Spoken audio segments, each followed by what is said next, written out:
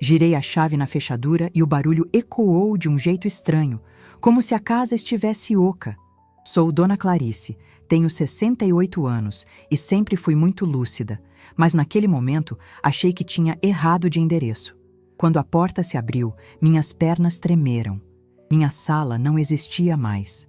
Onde devia estar meu sofá de 30 anos, só havia poeira. Onde ficava a cristaleira com as louças do meu casamento, só restava a marca na parede. Minha filha saiu da cozinha sorrindo, limpando as mãos num pano. O que ela não imaginava é que aquele chão vazio era o palco da minha vitória, desenhada 3 dias antes. Entrei devagar, sentindo o cheiro forte de produto de limpeza barato. Aquele cheiro tentava disfarçar o crime que tinha acontecido ali. Não era um assalto, eu sabia. Ladrão leva televisão e joia. Ladrão não leva tapete velho nem mesa pesada de madeira maciça que precisa de 4 homens para levantar. Ladrão tem pressa. Quem fez aquilo teve tempo e paciência. Mãe, a senhora chegou mais cedo. A voz da Fernanda, minha única filha, soou alta demais naquele vazio. Ela veio na minha direção, mas não para me abraçar. Ela parou a 2 passos, como se quisesse bloquear minha visão da cozinha, que eu já imaginava estar tão pelada quanto a sala. Fernanda sempre foi uma moça bonita. Puxou os olhos do pai, mas ultimamente o rosto dela andava duro, com aquela expressão de quem está sempre fazendo conta de cabeça. Atrás dela apareceu o Beto, meu genro. Ele evitava olhar nos meus olhos, fingindo ajeitar uma lâmpada no teto que nem queimada estava. Cadê minhas coisas, Fernanda? Minha voz saiu baixa, mas firme. Eu não ia gritar. Aprendi na vida que quem grita perde a razão, e eu precisava de toda a minha razão agora. A gente precisa conversar, mãe. Senta aqui. Ela apontou para uma cadeira de praia de alumínio, a única coisa que restava no meio da sala. Uma cadeira de praia. Na minha própria casa, onde criei 3 filhos, onde velei meu marido, onde recebi netos, agora eu era visita numa cadeira de praia. Continuei em pé. Apertei a alça da minha bolsa contra o peito. Dentro daquela bolsa estava o segredo que eles nem sonhavam. Eu perguntei onde estão os meus móveis, a estante de peroba, o rádio do teu pai, as poltronas. Fernanda suspirou, aquele suspiro impaciente que ela dava quando eu demorava para achar os óculos. Ela trocou um olhar com o Beto, aquele olhar de cúmplices que acham que estão lidando com uma criança ou uma velha gagá. Mãe, a gente vendeu. Tudo. Ela soltou a frase como quem arranca um band-aid. Vendemos pro brechó do alemão. O caminhão saiu daqui faz 1 hora. Senti um soco no estômago. O ar faltou por 1 segundo. Vocês venderam a minha casa? O recheio da minha vida? Sem me perguntar? Você não precisa mais disso, Dona Clarice. O Beto se intrometeu, tentando parecer simpático, mas com aquele sorriso falso de vendedor de carro usado. A gente fez um favor. Aquela tralha toda só juntava pó. A senhora tem alergia, esqueceu?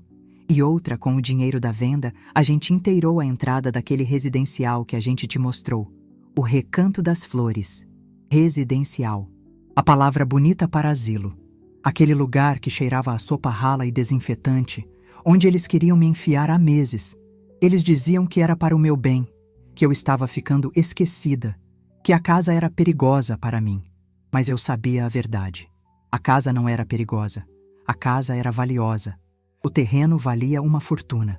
Eles não estavam preocupados com a minha alergia ou com a minha segurança. Eles estavam preocupados com a herança demorando a chegar. Eu disse que não ia para lugar nenhum. Falei, caminhando até a parede onde antes ficava o quadro do Sagrado Coração de Jesus. Até o prego eles tinham tirado. Passar a mão na parede nua doeu mais do que se tivessem me batido. Eu fui passar o fim de semana na casa da sua tia Cida. Foram só 2 dias, Fernanda. 2 dias. Vocês aproveitaram que eu virei as costas para saquear a minha vida? Não é saque, mãe. É otimização. Fernanda aumentou o tom de voz, perdendo a paciência. A senhora não tem mais condições de morar sozinha aqui. A gente conversou, eu e o Beto, e decidimos que era o melhor. O dinheiro dos móveis já está na conta do residencial. Não tem volta. O quarto lá já está reservado. A gente só adiantou o processo. Olhei para o chão de taco. Estava riscado. Eles arrastaram meus móveis sem cuidado nenhum. Aquele chão que eu encerei de joelhos por 40 anos. E as minhas roupas? E as fotos? Perguntei. As roupas a gente separou numa mala. Tá no carro. O que não servia mais ou estava fora de moda, a gente doou. As fotos... Bem, mãe, pra que guardar papel velho? A gente digitaliza depois. O resto foi pro lixo. Lixo. As cartas do meu marido. Os desenhos dos meus netos.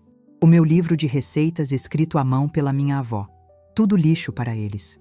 Senti uma lágrima quente escorrer, mas não a limpei. Deixei que vissem. Eles precisavam achar que tinham me quebrado.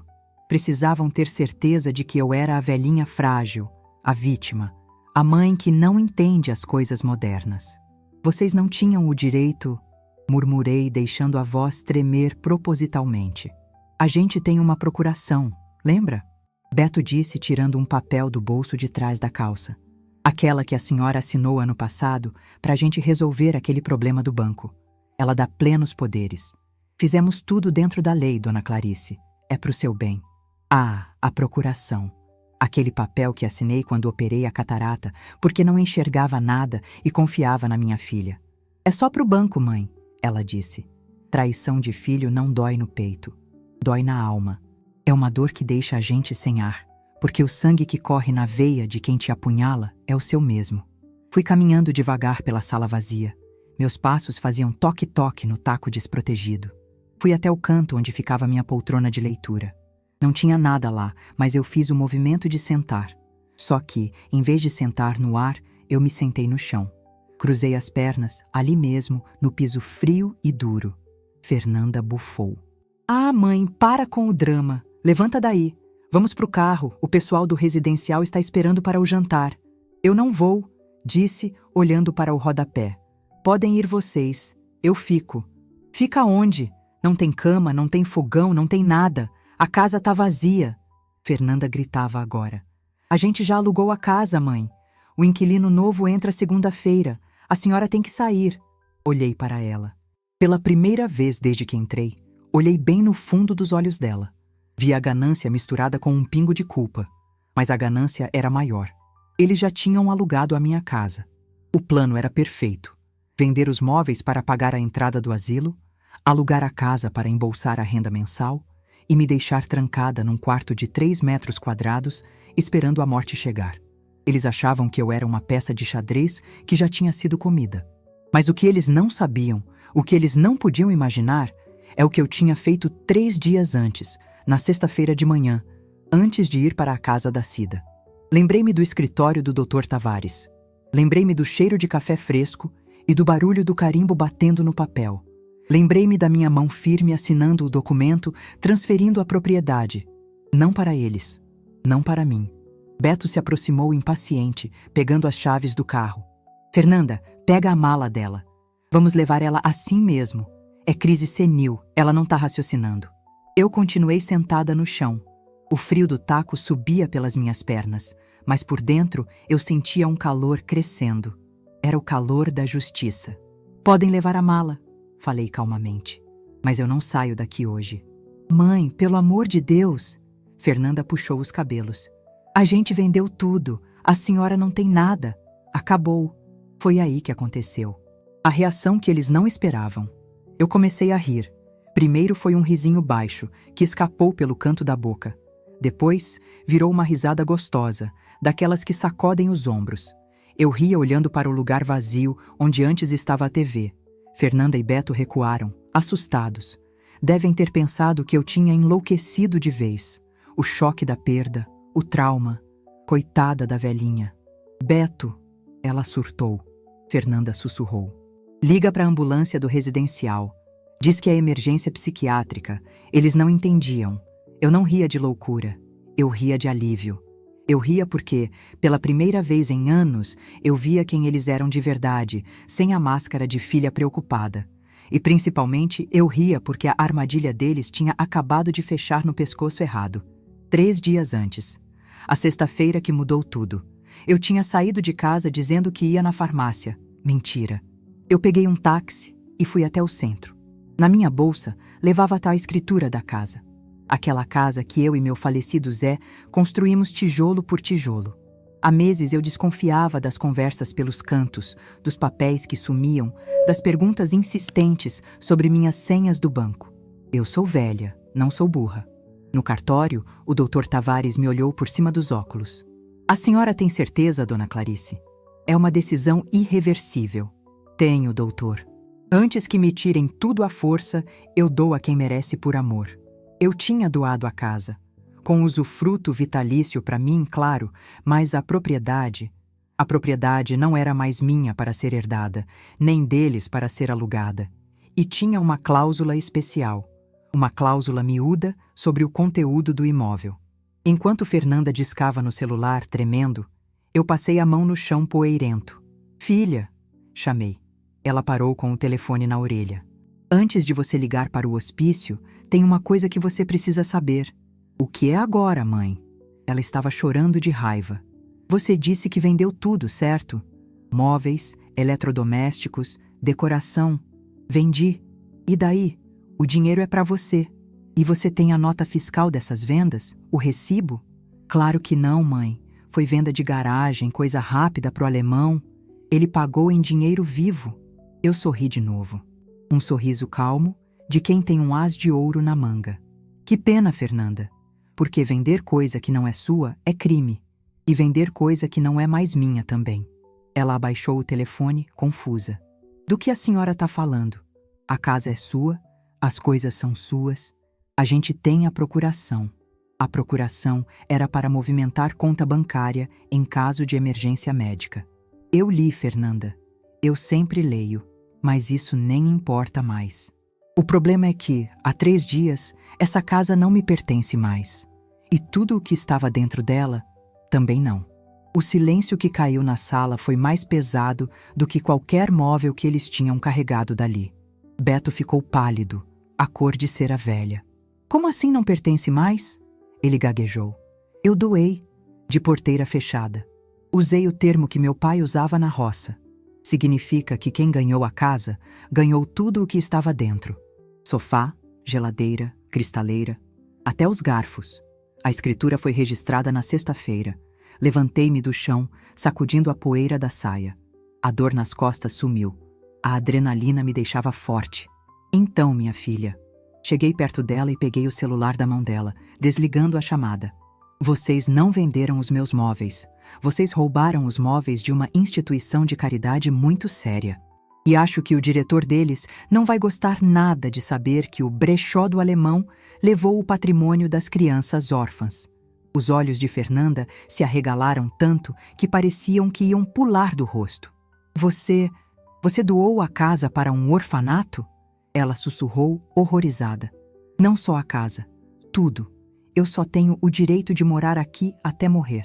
Mas os bens, os móveis antigos e valiosos que vocês venderam por ninharia, eram deles. Eu caminhei até a porta aberta, sentindo a brisa da tarde entrar. Agora, vocês têm 2 opções. Ou vocês vão atrás desse caminhão e trazem tudo de volta antes que eu ligue para o Dr. Tavares. Ou vocês explicam para a polícia por que roubaram uma instituição de caridade. Sentei-me novamente no chão, encostada na parede. Cruzei os braços e esperei. A casa estava vazia, mas meu coração estava cheio. A guerra tinha começado e a velha aqui tinha acabado de derrubar a torre deles. O silêncio que se seguiu à minha revelação foi quebrado apenas pelo som de um carro passando na rua. Longe, alheio ao terremoto que acontecia na minha sala vazia. Fernanda estava paralisada, com a boca entreaberta, olhando para o celular como se o aparelho tivesse lhe dado um choque. Beto, o meu genro que sempre se achou o esperto, o homem dos negócios, passava a mão pela careca suada, tentando processar a informação de que tinha acabado de cometer um crime contra uma instituição de caridade.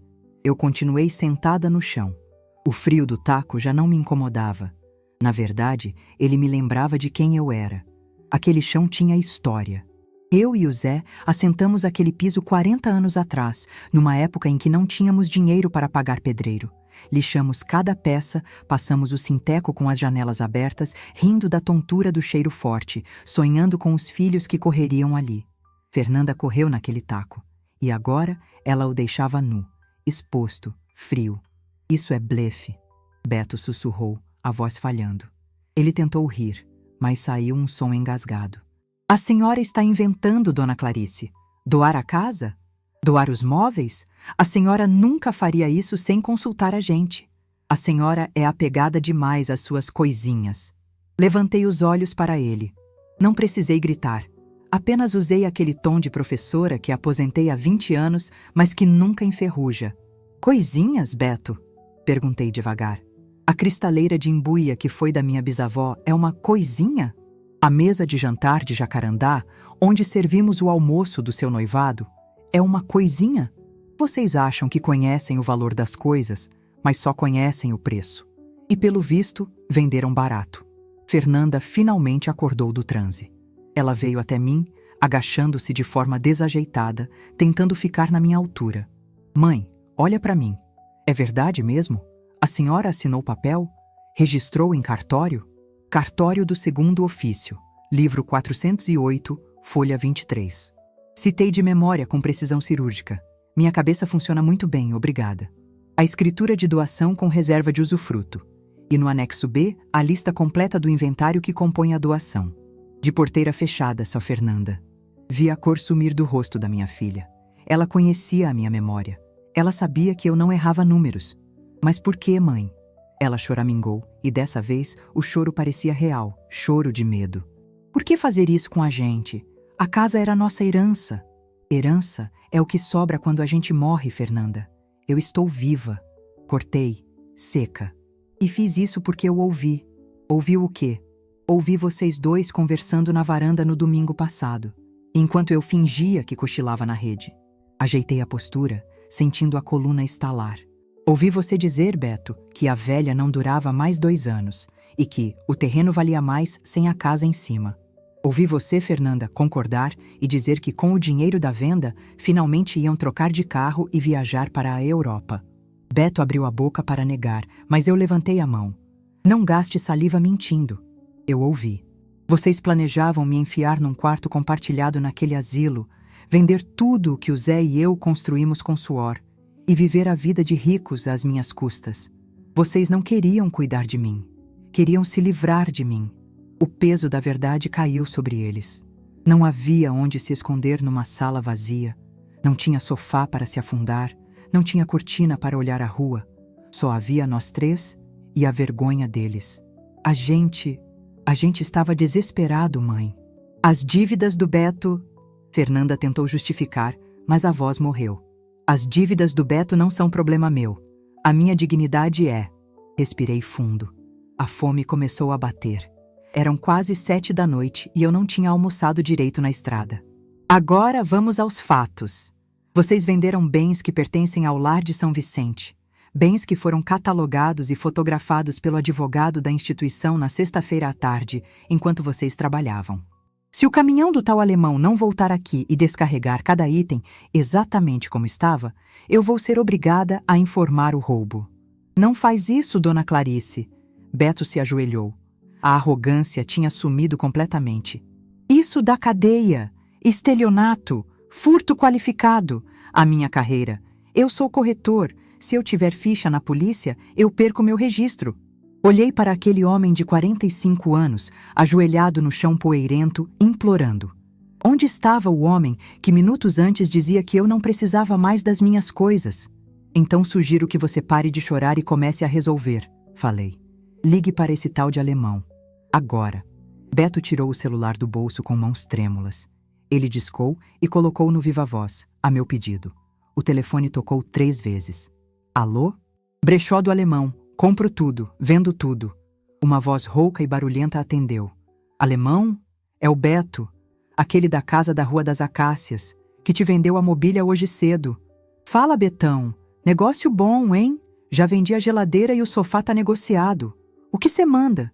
Tem mais coisa para vender? Fernanda cobriu a boca com as mãos, segurando um grito. Já tinham vendido a geladeira.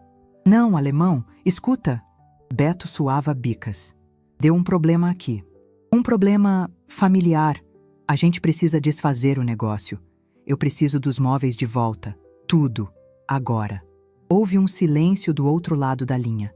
Depois, uma risada seca. Você tá brincando, né, chefe? Negócio fechado não tem volta.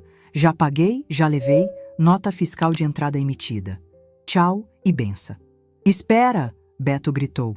Eu pago mais, eu devolvo o seu dinheiro e te dou mais. R$ 1.000. R$ 1.000? O tal alemão gargalhou. Ô Betão, cê acha que eu sou otário? Aquela mesa de jantar maciça vale uns 5 contos brincando.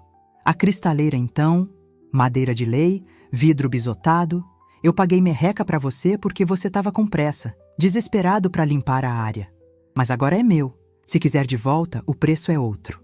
Eu observei a cena com uma frieza que me surpreendeu. Eu sabia exatamente o valor daquela mesa. Tinha custado o salário de 3 meses do Zé em 1982. Era madeira que não se encontra mais, entalhada à mão. Beto a tinha vendido por merreca. A confirmação da estupidez deles doía, mas também me dava poder. Eles eram incompetentes. Eu, a velha Gagá, era a única que sabia o valor real da vida ali. Quanto? Beto perguntou, derrotado. Para devolver tudo? O caminhão ter que voltar, o trabalho dos meus meninos, o lucro que eu vou perder? O homem fez um cálculo mental audível.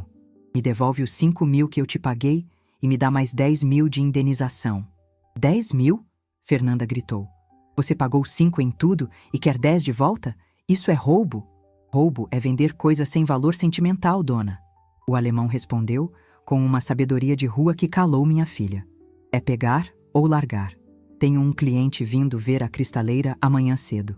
Beto olhou para mim, desesperado. Olhou para Fernanda. A gente não tem esse dinheiro. O dinheiro da venda já foi transferido para o sinal do asilo. E a gente não tem 10.000 sobrando. Eu permaneci em silêncio. Deixei o desespero cozinhar em fogo lento. Eles precisavam sentir. Precisavam provar do fel que tentaram me servir. E aí? Vai querer ou não? Alemão pressionou. Beto desligou o telefone, trêmulo. Mãe, Dona Clarice. Ele nem sabia mais como me chamar. A senhora tem dinheiro guardado, não tem? A senhora sempre foi econômica. Ajuda a gente, pelo amor de Deus. A gente paga depois. Soltei uma risada curta, sem humor. Deixe-me ver se entendi. Vocês vendem meus móveis para me internar num asilo, gastam o dinheiro para pagar a entrada do meu cativeiro e agora querem que eu use as minhas economias para comprar meus próprios móveis de volta de um atravessador para salvar a pele de vocês da polícia? É a sua casa também. A senhora vai ficar sem nada. Fernanda apelou. Eu me viro, disse tranquila. Tenho um colchão inflável no quartinho dos fundos que vocês esqueceram de vender. Tenho a minha aposentadoria que cai amanhã. Posso comprar uma cadeira nova. Mas vocês têm um problema criminal com o lar de São Vicente. E a irmã Lúcia é uma mulher muito severa quando mexem com o patrimônio dos órfãos. Levantei-me devagar, sentindo as juntas protestarem, mas me mantive ereta. Caminhei até a janela e olhei para o quintal. Estava escurecendo. A casa vazia parecia maior, mais ecoante. Vocês têm até amanhã ao meio-dia, decretei, sem olhar para eles. Se ao meio-dia os meus móveis não estiverem aqui, cada um no seu lugar, sem um arranhão sequer, eu ligo para o Dr. Tavares. Mãe, a gente não tem o dinheiro. Fernanda chorava copiosamente agora. O banco já fechou, o limite do cartão estourou. Virei-me para ela. Olhei para a mulher que criei, para a menina que embalei nos braços. Doía vê-la assim, mas a lição precisava ser completa. Amor de mãe também é corrigir, mesmo quando o filho já tem cabelo branco. Vocês têm carro, não têm? Perguntei, apontando para a chave na mão do Beto. Aquele SUV novo que vocês compraram mês passado para meter banca no condomínio? Beto arregalou os olhos. O carro? Mas é o nosso único carro. Bens materiais vão e vêm, Beto. Não foi isso que você me disse? Você não precisa mais disso? Pois bem, acho que vocês não precisam de um carro de luxo se a alternativa é a cadeia. O alemão deve aceitar o carro como garantia.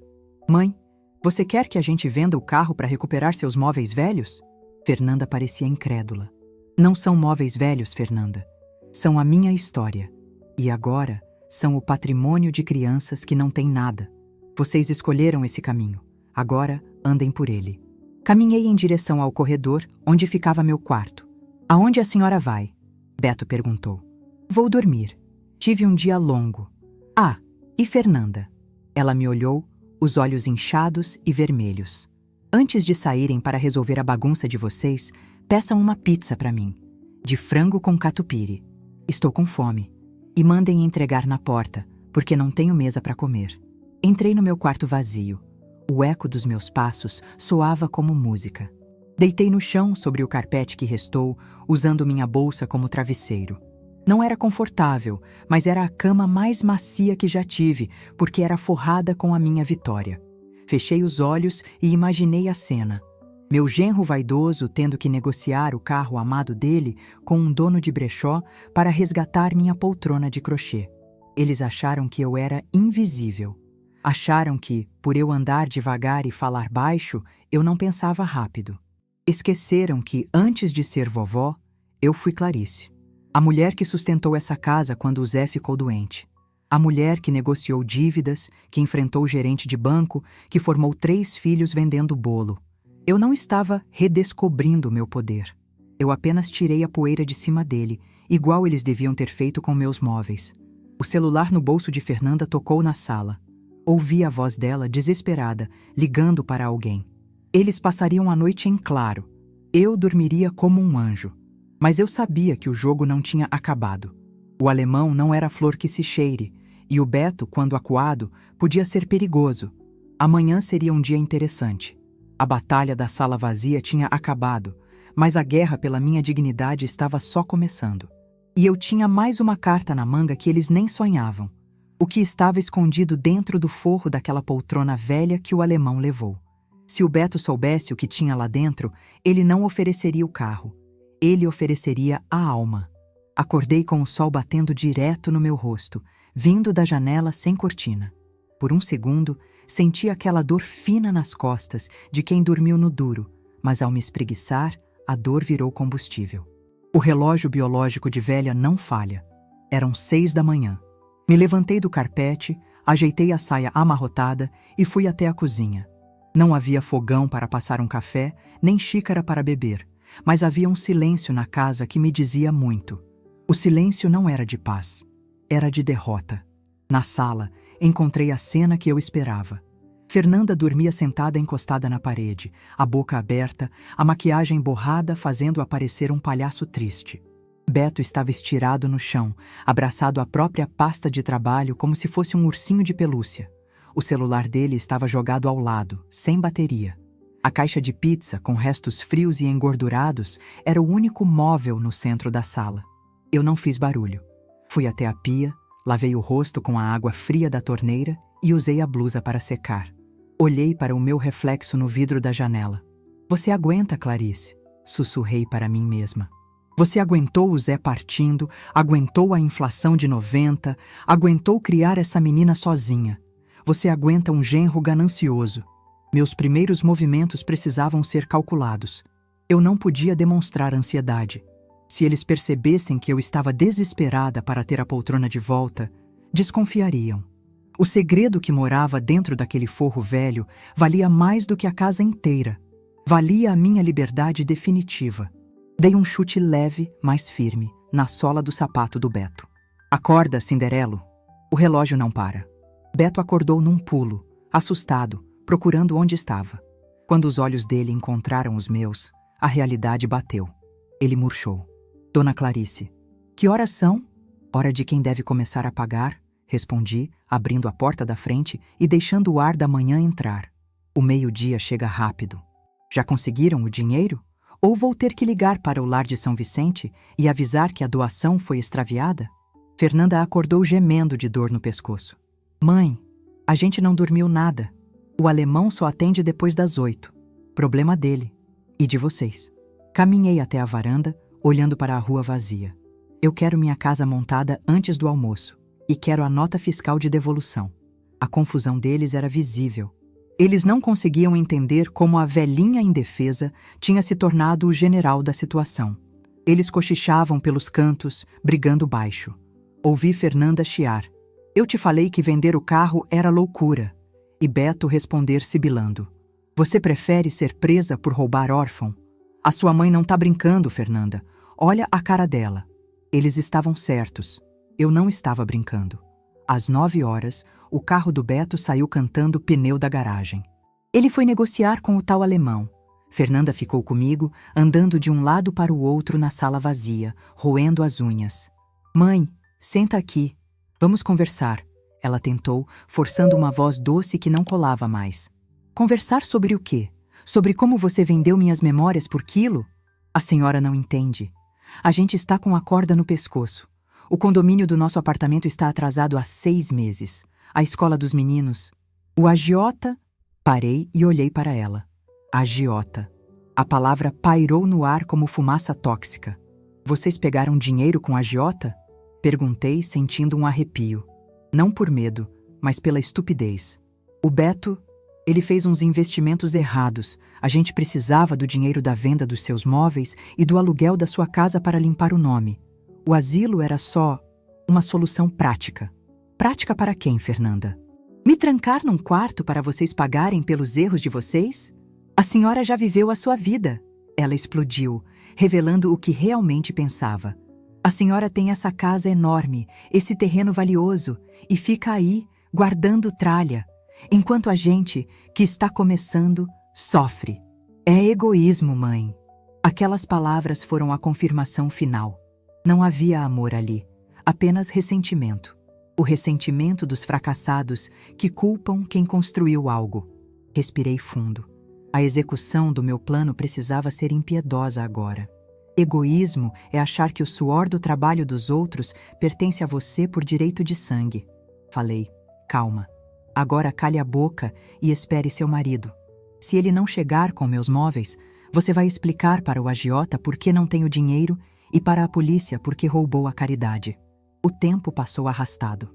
Cada minuto era uma tortura para Fernanda e um teste de paciência para mim. Eu só pensava na poltrona. A poltrona do papai. Era uma peça feia, de napa marrom, gasta nos braços. O Zé adorava sentar nela para ouvir o jogo no rádio. Mas não era por saudade que eu a queria de volta. Era pelo que o Zé tinha feito em 1990. Quando o Collor confiscou as poupanças, o Zé, desconfiado como sempre, tinha sacado uma quantia enorme dias antes. Ele comprou dólares e comprou ouro, pequenas barras, correntes pesadas, e escondeu tudo no único lugar que ninguém olharia. Dentro do estofamento, entre as molas e a espuma, no fundo falso da poltrona velha. Isso é para sua velhice, Clarinha, ele me disse antes de morrer. Se um dia tudo der errado, se os filhos falharem, se o governo quebrar, você abre a poltrona. Eu nunca precisei abrir. Até hoje. E se o alemão tivesse decidido reformar a poltrona? Se ele tivesse rasgado o forro? O suor frio desceu pelas minhas costas. Às 11h30, ouvimos o barulho. Um caminhão velho, soltando fumaça preta, embicou na frente do portão. Atrás dele, o Beto veio a pé, sem o carro SUV. Meu coração disparou, mas mantive a postura rígida na porta de entrada. Chegaram, anunciei. O tal alemão desceu do caminhão. Era um homem enorme, com uma barriga que desafiava a gravidade e um palito de dente no canto da boca. Ele olhou para a casa, olhou para mim e riu. Então essa é a famosa Dona Clarice que botou o Betão para correr? Ele gritou, sem cerimônia. A senhora é braba, hein, tia? O genro aqui chorou igual criança para desfazer o negócio.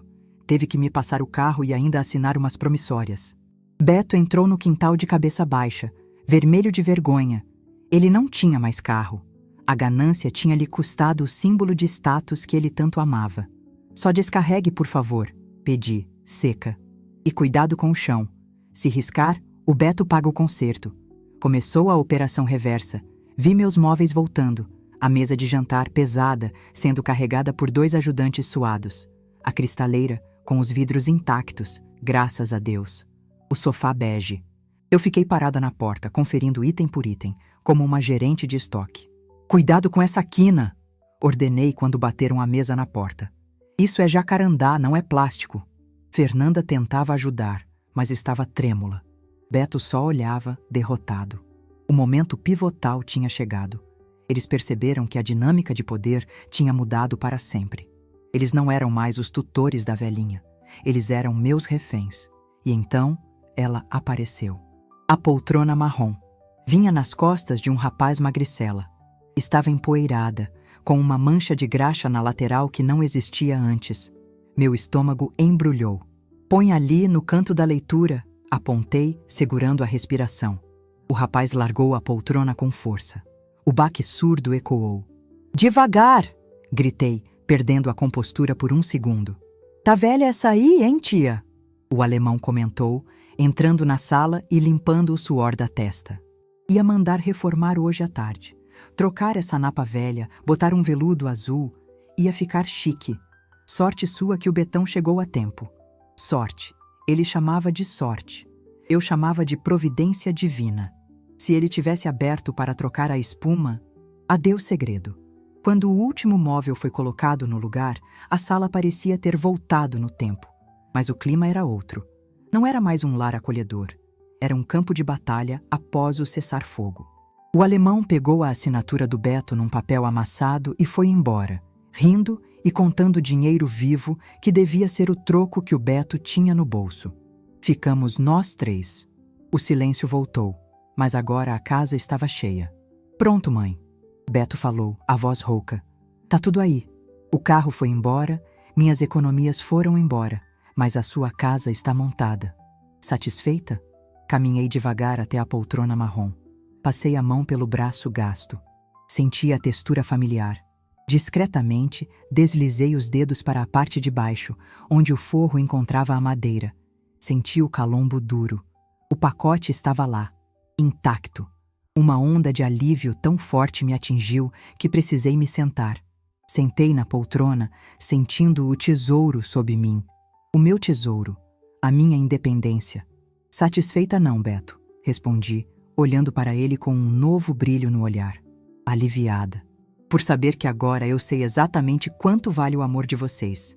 O preço de um carro usado e alguns móveis velhos. Fernanda começou a chorar de novo. E agora, mãe? A gente não tem como pagar o aluguel do nosso apartamento. Sem o carro, o Beto não pode trabalhar direito visitando imóveis. A gente pode ficar aqui uns tempos, nos quartos dos fundos, só até se ajeitar? A audácia. Depois de tentarem me expulsar, queriam abrigo. Depois de tentarem me roubar, queriam ser sustentados. Eu me acomodei melhor na poltrona, sentindo o ouro sob as coxas. Eu tinha o poder. Eu tinha a casa. Eu tinha a prova do crime deles, a venda ilegal. E eu tinha uma fortuna escondida debaixo de mim que eles nem sonhavam. Ficar aqui? Repeti a pergunta, saboreando o momento. Vocês disseram que essa casa era perigosa para mim, que era grande demais, que dava muito trabalho. A gente errou, mãe. Foi um erro, Beto suplicou. Erros têm consequências. Olhei para o relógio. 12:15. A primeira consequência vocês já pagaram com o carro. A segunda é a seguinte. Vocês têm 1 hora para tirar as coisas pessoais de vocês que ainda restam aqui. Depois disso, eu vou trocar as fechaduras. A senhora vai expulsar a própria filha? Fernanda gritou, incrédula. Não estou expulsando. Estou otimizando o espaço, como você disse. Usei a palavra dela contra ela. Era uma ironia deliciosa. E tem mais uma coisa. Levantei-me da poltrona, sentindo-me uma rainha no trono. O documento de doação para o orfanato? Comecei, vendo eles tremerem. Ele tem uma cláusula de revogação. Eu posso cancelar a doação se eu comprovar ingratidão grave dos herdeiros ou tentativa de dilapidação do patrimônio. Os olhos de Beto brilharam com uma esperança estúpida. Então, a senhora pode cancelar? A casa pode ser nossa de novo? Sorri. Aquele sorriso que minha avó dava quando via a raposa cair na armadilha. Posso, mas para eu fazer isso, e não deixar vocês na miséria total quando eu morrer, vamos ter que renegociar as regras dessa família. A partir de hoje, quem manda, quem decide e quem controla o dinheiro sou eu. E o aluguel que vocês queriam cobrar do inquilino? Vocês vão pagar para mim. Pagar aluguel para morar na casa da mãe? Fernanda estava em choque. Não aqui. No quarto dos fundos, que é o que sobrou para vocês. Se quiserem teto, vão pagar. Se não quiserem, a rua é serventia da casa. E lembrem-se, eu tenho o telefone do Dr. Tavares e a denúncia de roubo pronta na minha cabeça. Beto olhou para Fernanda. Eles não tinham escolha. Estavam quebrados, sem carro, devendo a agiota e na mão da velha. A gente aceita, Beto sussurrou. Ótimo, falei. Agora sumam da minha frente. Quero tirar um cochilo na minha poltrona. Eles saíram de cabeça baixa, indo para o quintal discutir a desgraça. Fechei a porta e passei a chave. Voltei para a poltrona. Com as mãos trêmulas, virei-a de lado. Tateei o forro inferior até achar a costura solta que só eu conhecia. Enfiei a mão e puxei o saco de veludo pesado. Abri. O brilho do ouro e o verde dos dólares antigos iluminaram a sala mal iluminada. Tinha muito mais do que eu lembrava. Tinha o suficiente para comprar um apartamento para mim. O suficiente para viajar o mundo. O suficiente para nunca depender de ninguém. Mas, enquanto eu contava as notas, ouvi um barulho na janela. Virei rápido. Era o filho mais novo do Beto, meu neto Lucas, de 10 anos. Ele estava com o rosto colado no vidro, olhando para dentro, olhando para o saco de dinheiro na minha mão. Nossos olhos se encontraram. Ele viu. Ele viu o tesouro.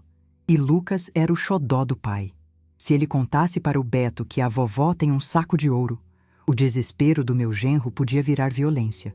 Escondi o saco rápido nas costas, mas o menino continuava me olhando, com uma expressão indecifrável. Ele sorriu. Um sorriso igualzinho ao do pai quando mente. A guerra não tinha acabado.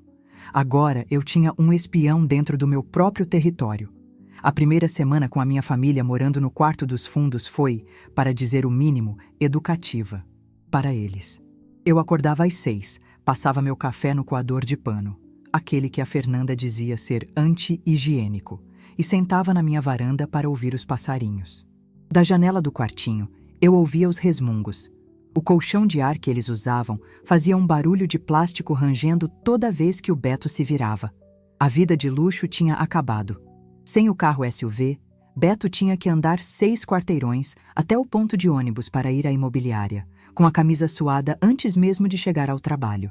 Fernanda, que antes pagava diarista 3 vezes na semana, agora estava com as unhas por fazer, esfregando a própria roupa no tanque de cimento. Eu via tudo isso e não sentia pena. Sentia que a ordem natural das coisas estava sendo restaurada. Quem planta vento, colhe tempestade. E quem tenta roubar a mãe, colhe tanque de cimento. Mas a minha paz era vigiada. Lucas, meu neto de 10 anos, não parava de me rondar. Desde aquele dia na janela, quando ele viu o brilho dourado na minha mão, o menino virou minha sombra. Ele não contou para os pais. Ainda. Ele sabia, com aquela malícia precoce que as crianças de hoje têm, que informação vale mais que dinheiro. Na terça-feira à tarde, eu estava na cozinha descascando laranjas para fazer um doce. Fernanda estava no quintal, estendendo lençóis e reclamando do sol. Beto ainda não tinha voltado do trabalho. Lucas entrou na cozinha, silencioso como um gato. Ele se sentou na cadeira à minha frente, balançando as pernas. "Vovó", ele chamou, olhando para a faca na minha mão. "Oi, filho. Quer uma laranja?" "Não. Eu quero um PlayStation 5. Parei a faca no meio da casca. Olhei para ele por cima dos óculos. A chantagem tinha começado. "É mesmo? E eu quero ter 20 anos de novo e dançar forró a noite toda. Mas a gente não tem tudo o que quer, Lucas." "O pai disse que não tem dinheiro", ele continuou, com um tom de voz perigosamente calmo. "Disse que a senhora pegou tudo o que a gente tinha. Mas eu sei que a senhora tem dinheiro. Eu vi o saco amarelo. Soltei a laranja na mesa. Sequei as mãos no avental. Ali estava o fruto da criação do Beto e da Fernanda. Uma criança que negociava silêncio antes mesmo de aprender a tabuada. Você viu coisas do seu avô, Lucas. Coisas antigas. Parecia ouro", ele retrucou. "Se a senhora não me der o videogame, eu vou contar pro meu pai onde está escondido. Ele tá precisando muito, vovó. Ele chora de noite." Eu me aproximei dele. Segurei o queixo do menino com gentileza, mas com firmeza. "Escuta aqui, moleque. Chantagem é coisa de gente fraca. Seu pai chora porque ele foi fraco. Você quer ser igual a ele?" Lucas vacilou. Os olhos dele encheram de água. No fundo, era só uma criança assustada com a mudança brusca de vida. Mas antes que eu pudesse dar a lição de moral completa, o interfone tocou. Não foi um toque normal. Foi um toque insistente, contínuo, seguido de batidas violentas no portão de metal. "Abre aí, Beto! Eu sei que você tá aí!" A voz grossa fez Lucas pular da cadeira.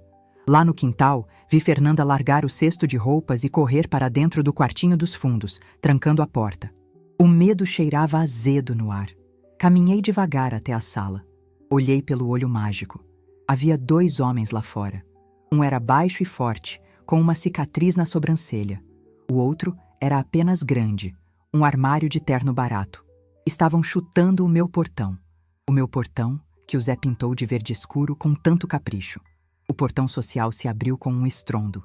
Eles arrombaram a fechadura. "Cadê o caloteiro?" O homem da cicatriz gritou, entrando no meu jardim e pisando nas minhas begônias. Fernanda saiu do quarto dos fundos gritando, histérica. "Mãe, tranca a porta! Entra pro quarto! É o Toninho cobrador!" Mas eu não tranquei. Eu abri. Abri a porta da sala e saí para a varanda. Fiquei parada no topo dos 3 degraus de entrada, com o meu avental de flores e a faca de descascar laranja ainda na mão. Esqueci de soltar, ou talvez meu instinto de defesa não deixou. "Quem são os senhores e por que estão destruindo o meu jardim?" perguntei. Minha voz não tremeu. Aos 68 anos, a gente perde o medo de cara feia. A gente só tem medo de doença e de solidão. O homem da cicatriz parou. Ele não esperava encontrar uma senhora. Ele esperava o Beto. "A gente quer o Roberto, tia. Assunto de homem. Cadê o covarde?" "O Roberto não mora aqui na casa principal. Ele mora de favor no quarto de empregada, lá no fundo." Apontei com a faca, num gesto casual. "Mas eu não recomendo que os senhores passem por mim." O grandalhão riu. "Sai da frente, vovó. A gente vai arrastar aquele pilantra de lá e ensinar ele a pagar o que deve. Ele pegou 30 mil e sumiu. O prazo acabou ontem." 30 mil. Beto devia 30 mil a agiotas. Aquele carro SUV, as roupas de marca, os jantares caros, tudo financiado com sangue.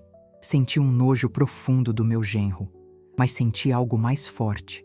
O instinto de proteção pelo meu território. Aquela era a minha casa.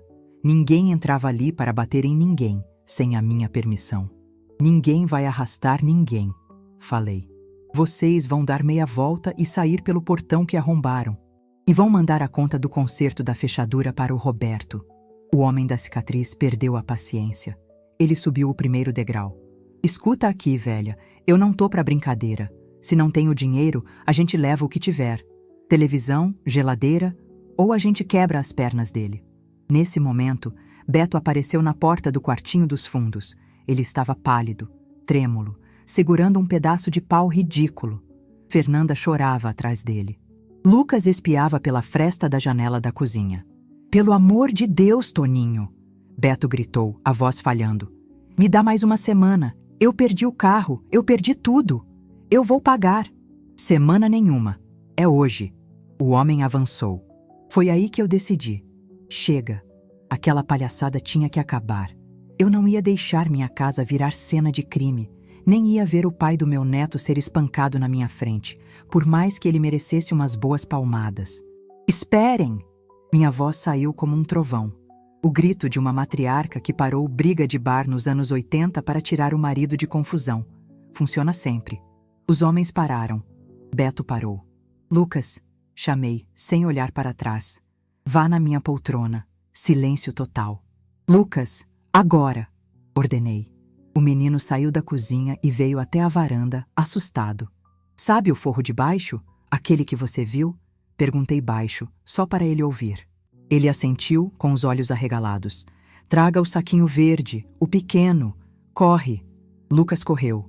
Os bandidos ficaram me olhando, confusos. "Que palhaçada é essa? Vai chamar a polícia, tia?" "Se chamar, o bicho pega." O cicatriz ameaçou, mas estava curioso. Segundos depois, Lucas voltou. Ele trazia um saquinho de veludo verde, desbotado pelo tempo. Colocou na minha mão trêmula. "Obrigada, meu filho. Agora entra e fecha a porta." O menino obedeceu. Abri o cordão do saco. Enfiei a mão e senti o metal frio e pesado. Tirei uma única peça. Era uma corrente de ouro maciço, grossa, daquelas que os portugueses usavam antigamente. Ouro 24 quilates. E junto com ela, puxei um maço enrolado com elástico de dinheiro. Dólares. Notas antigas, daquelas com a cara do Benjamin Franklin pequena, mas que valem tanto quanto as novas. O sol da tarde bateu no ouro. O brilho ofuscou a visão do bandido. Ouvi o suspiro engasgado da Fernanda lá no fundo. Ouvi o Beto soltar o pedaço de pau no chão. Isso aqui, levantei a corrente, vale uns 15 mil no peso. Ouro puro, não é essa porcaria banhada que vocês usam. Joguei a corrente aos pés do homem da cicatriz. Ele a pegou no ar, com reflexo de gato. Mordeu o metal. Arregalou os olhos. E isso aqui? Mostrei o maço de dólares. São 3 mil dólares. Na cotação de hoje, cobre o resto da dívida e sobra para vocês consertarem meu portão. Joguei o dinheiro. As notas voaram um pouco, caindo na grama. O grandalhão se abaixou rápido para pegar, humilhando-se por papel pintado. Estão pagos, decretei. A dívida do Roberto está quitada. Agora, sumam da minha propriedade. E se eu vir a cara de vocês de novo nesta rua, eu não chamo a polícia. Eu chamo coisa pior. Eu tenho amigos da época do meu marido que vocês não gostariam de conhecer. Era mentira. Os amigos do Zé já tinham morrido ou estavam no asilo jogando dominó. Mas a postura, o ouro e a frieza venderam a história. Bandido respeita quem tem coragem e dinheiro vivo. O homem da cicatriz guardou a corrente no bolso. Ele me olhou com um respeito estranho. A senhora é ponta firme, dona. Tá pago. Ele olhou para o Beto, que estava boquiaberto encostado na parede do fundo. Tu deu sorte, playboy. A velha te salvou. Agradece a ela de joelhos. Eles saíram. Encostaram o portão torto e foram embora.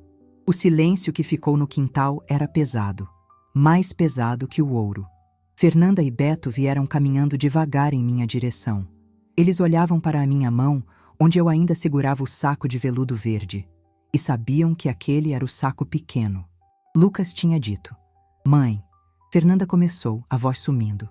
De onde... O que é isso? Isso? Balancei o saco. Isso é o que vocês chamam de lixo. É o que estava na poltrona velha que vocês venderam por R$ 50. É a segurança que o pai de vocês deixou e que eu guardei por 30 anos. Beto caiu de joelhos na grama. Não para agradecer, mas pelo choque. Tinha ouro na poltrona. Ele murmurou, as lágrimas escorrendo. Eu vendi uma mina de ouro. Eu vendi e eu comprei de volta. Completei. Implacável. Com a minha inteligência, não com o seu dinheiro. Desci os degraus e parei na frente deles. Eles pareciam minúsculos. Eu me sentia uma gigante. A dinâmica tinha mudado para sempre.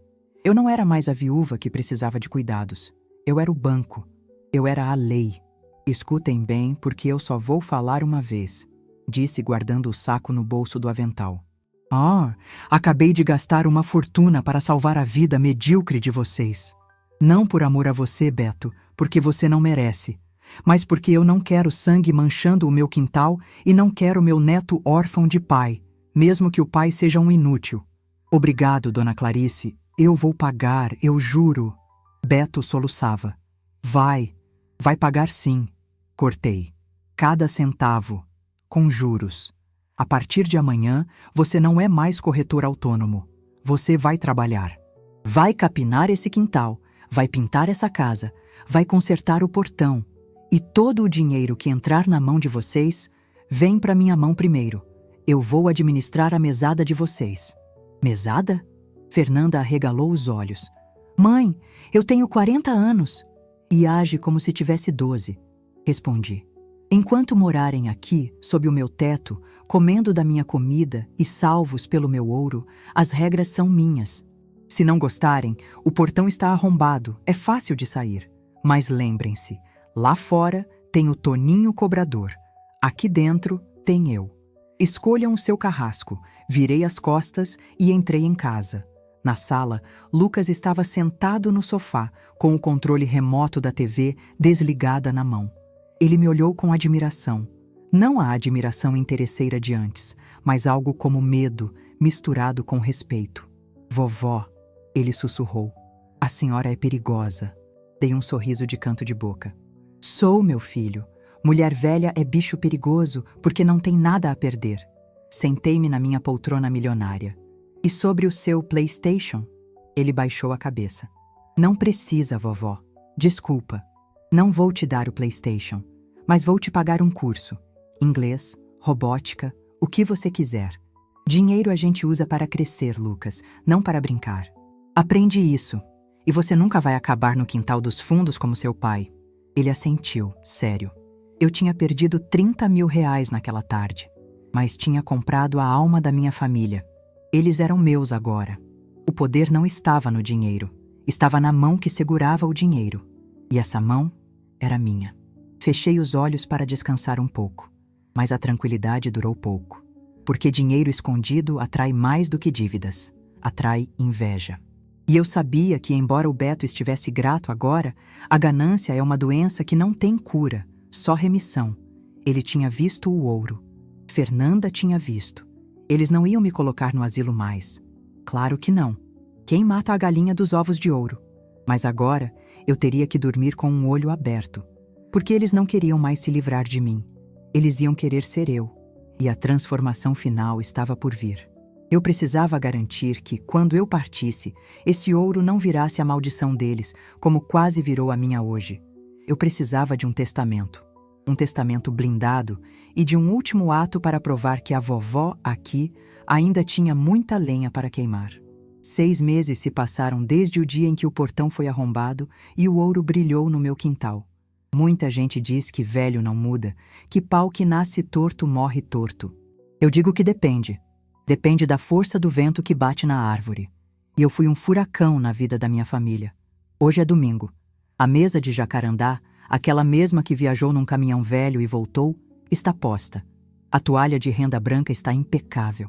O cheiro de frango com quiabo inunda a casa, mas hoje não fui eu quem cozinhou. Mãe, o sal está bom? Fernanda pergunta, tensa, parada ao meu lado enquanto eu provo o caldinho. Ela não tem mais as unhas de gel compridas que a impediam de pegar numa vassoura. As mãos estão curtas, limpas, mãos de quem trabalha. Ela arrumou emprego numa loja de tecidos no centro. Ganha pouco, um salário mínimo, mas é o dinheiro mais honesto que ela já viu. Falta um tiquinho de pimenta, mas o ponto do frango está perfeito, filha. Respondo, e vejo os ombros dela relaxarem. Um elogio meu, hoje, vale mais do que as transferências bancárias que eu fazia antigamente. Beto entra na sala trazendo a jarra de suco. Ele perdeu a barriga. Pudera. Agora ele trabalha como motorista de aplicativo com um carro alugado simples, rodando 12 horas por dia para pagar as dívidas que sobraram. Todo dia 5, sem falta, ele deposita o aluguel do quarto dos fundos na minha conta. Não falha um centavo. O medo do Toninho cobrador passou, mas o respeito pela dona Clarice ficou tatuado na alma dele. Sentamo-nos à mesa, eu na cabeceira. O lugar de honra. Essa nova realidade não nasceu da noite para o dia. Foi construída na base da disciplina militar. No primeiro mês, eles reclamaram. Choraram. Disseram que eu era tirana. Eu apenas respondia. O portão está aberto. Ninguém saiu, porque no fundo, eles precisavam dessa ordem. Eles eram barcos à deriva e eu fui o âncora que segurou tudo antes que batessem nas pedras. Olhei para o Lucas. Meu neto estava com a cara enfiada num livro, não num tablet. Lucas, na mesa não, repreendi suavemente. Desculpa, vó. É que eu tenho prova no curso de inglês amanhã. Quero tirar 10 para a senhora ver. Sorri. O dinheiro do tesouro da poltrona não foi para comprar videogame, nem roupas de marca. Foi blindado. Lucas agora estuda numa escola boa, paga por mim e faz inglês. O acordo é claro. Notas baixas, bolsa cortada. O menino floresceu. Ele viu que o esforço traz recompensa. Uma lição que os pais demoraram 40 anos para aprender. O almoço correu tranquilo. Conversamos sobre o preço do tomate, sobre o trânsito, sobre a novela. Coisas banais, mas que naquela casa eram uma vitória. Não havia cochichos, não havia planos mirabolantes de riqueza fácil, não havia mentiras. A verdade, nua e crua, tinha limpado o ambiente. Mas a lição final ainda precisava ser dada. O ouro. Eles sabiam que eu tinha o ouro. Aquele pensamento pairava sobre a cabeça de Beto e Fernanda como uma nuvem. Quando a velha morrer, a gente pega o resto. Eu via nos olhos deles.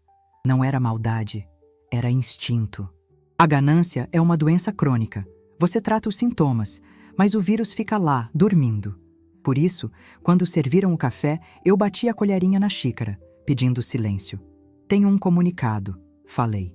O ar na sala ficou pesado instantaneamente. Beto parou com a xícara no meio do caminho. Eu fui ao Dr. Tavares na sexta-feira. fizemos uma reformulação no meu testamento e no destino do patrimônio que estava na poltrona. Fernanda empalideceu. Mãe, a senhora doou tudo para o orfanato de novo? Não, respondi calma. O orfanato recebeu uma doação generosa, sim. A parte que eu prometi a Deus por ter me livrado daquele sufoco. O telhado novo do lar de São Vicente foi pago com 2 barras daquele ouro. Vi Beto engolir em seco, calculando quanto aquilo tinha custado. Mas o restante, continuei, tirando um envelope pardo da bolsa que deixei ao lado da cadeira. O restante está num fundo fiduciário no banco, trancado. E aqui estão as regras. Abri o envelope e coloquei o documento na mesa. Ninguém põe a mão nesse dinheiro quando eu morrer. Nem você, Fernanda, nem você, Beto. Mas... e a herança? A lei? Beto começou, mas sua voz morreu sob meu olhar. A casa fica. O usufruto é de vocês, desde que mantenham as contas em dia. Mas o dinheiro vivo? O capital? Esse dinheiro só serve para uma coisa: educação e saúde. Se o Lucas passar na faculdade, o fundo paga. Se alguém tiver uma doença grave, o fundo paga. Se quiserem abrir um negócio próprio, com plano de negócios aprovado pelo Dr. Tavares, o fundo empresta, com juros baixos. Olhei bem fundo nos olhos da minha filha. Acabou a mamata, Fernanda. Eu não vou deixar herança para vocês torrarem em viagens e carros de luxo. Eu vou deixar uma rede de segurança. Se vocês caírem, não morrem de fome. Mas se quiserem voar, vão ter que bater as próprias asas. Houve um silêncio longo. Eu esperava raiva, esperava gritos.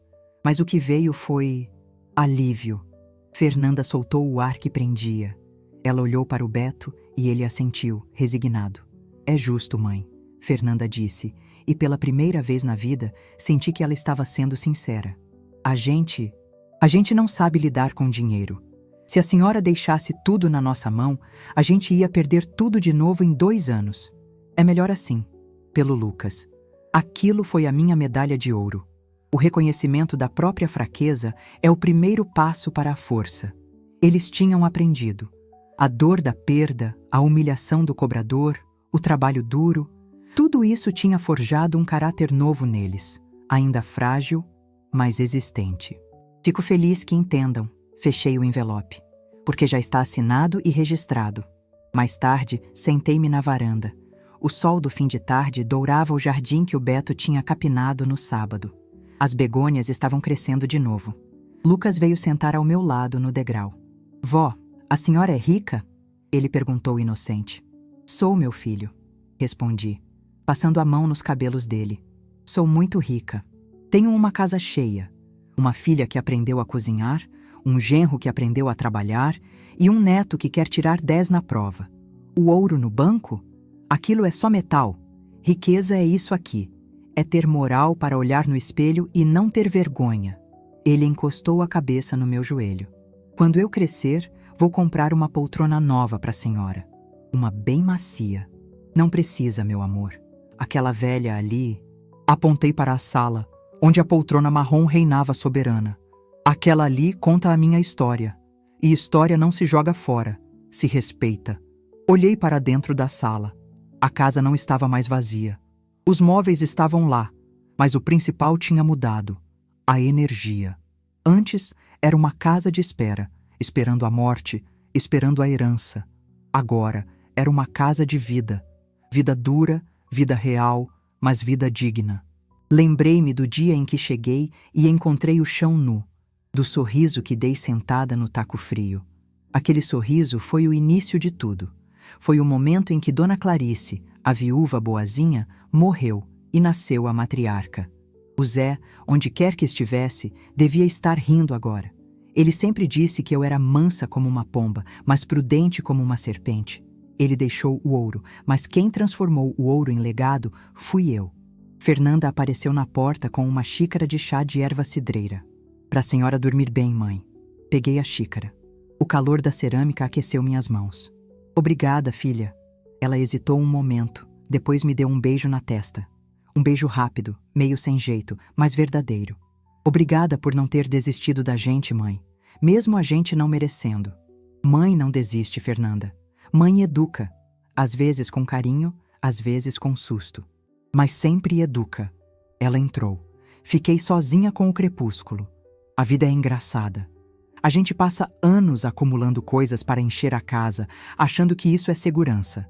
Mas a verdadeira segurança está em saber que, se tirarem tudo de você, se levarem seus móveis, seu tapete e sua mesa, você ainda continua sendo quem você é. Eu sou Clarice.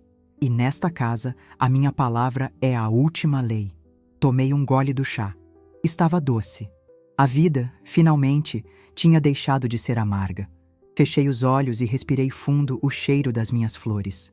A guerra tinha acabado. O território estava seguro. E a rainha podia, finalmente, descansar em seu trono de napa velha, sabendo que o futuro estava garantido não pelo dinheiro que guardou, mas pelos valores que impôs. Quem diria que uma casa vazia podia encher tanto o coração da gente?